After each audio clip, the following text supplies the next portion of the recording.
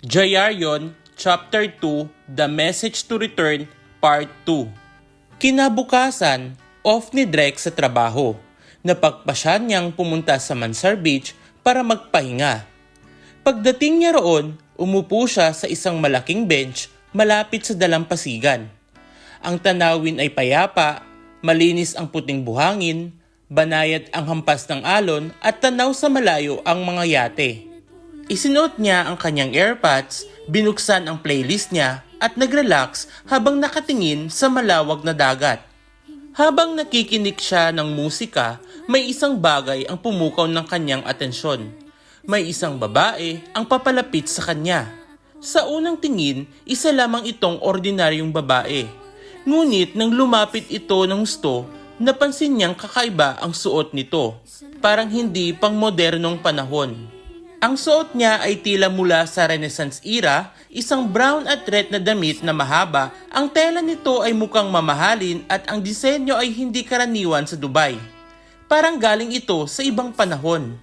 Tahimik itong lumapit at tumabi sa kanya sa bench. Hindi man lang nagpaalam o nagdalawang isip. Sa kabila ng init ng araw, hindi man lang ito pinagpapawisan. Tumingin ito sa kanya at sa isang mababang boses, nagsalita ito ng malinaw at diretsahan. Kailangan mong umuwi Ha? Saan? sa inyo, sa Nuyahan. Nanlaki ang mga mata ni Drex. Luyahan?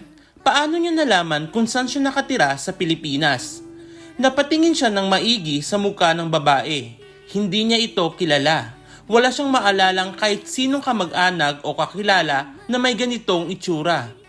Dahil sa sobrang pagtataka, napatanong siya. Sino ka? At saka, bakit kailangan kong umuwi? Basta, At bago pa makapagtanong ulit si Drex, biglang naglaw ang babae na parang bula. At dahil dito, sobrang nagulat si Drex. Napatayo siya sa gulat, nagpalingalinga sa paligid, ngunit walang nakapansin sa nangyari. Pinakiramdam niya ang sarili niya. Gising siya, hindi siya nananaginip. Ngunit isang tanong lang ang paulit-ulit na bumabalot sa kanyang isipan. Bakit kailangan niyang umuwi sa Luyahan? To be continued.